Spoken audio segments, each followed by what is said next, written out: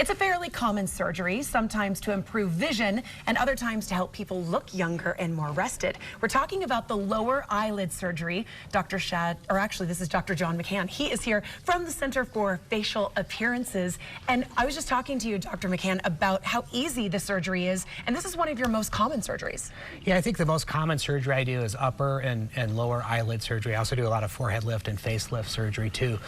But when it comes to recovery, no matter what surgery you do on the face, the thing that limits the recovery from surgery is the bruising and swelling around the eyelids. Right. And does that happen fairly soon after the surgery? Yeah, really, this bruising and swelling begins during the surgery and is as bad as it's going to get by one day after the surgery. All right, you brought a little fun thing to show us. This is the lid lift goggle that you use, and it's to help improve the recovery. It is. I've been doing facial plastic surgery for about 22 years. In the first 15 years, I focused a lot on coming up with better surgical techniques to improve people's outcome from surgery.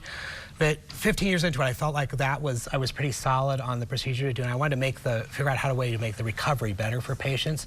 So to that end, we invented these goggles. The goggles reduce bruising and swelling 3 to 5-fold. Do they? How does that work?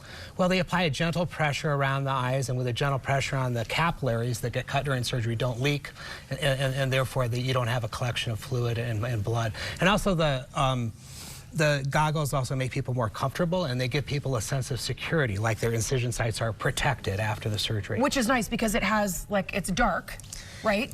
So it does protect you. It is. Is it comfortable?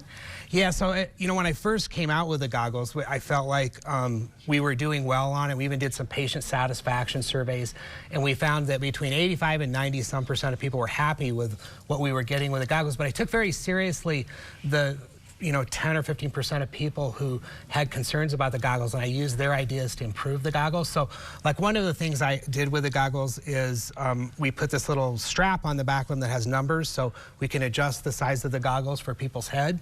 We have coated the foam with a special cover that keeps their skin cool after the surgery. Oh, which is nice. And the first day after surgery, you can't see through the goggles because you have to have some sterile pads against your eyes.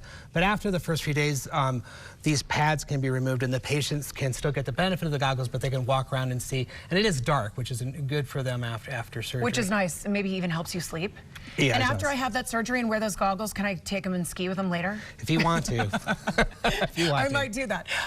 That surgery, how long does it take to do the lower blepharoplasty? Oh, upper and lower eyelid blepharoplasty is probably a surgery that takes about an hour and a half. And that's upper and lower? Yeah. And who is it for? Do you want to improve your vision, look younger? Because you could do upper or lower, right? I do both, yeah. Sometimes I have people, for their upper eyelids, they're getting the surgery done because they want to improve their vision, then it's covered by their insurance company.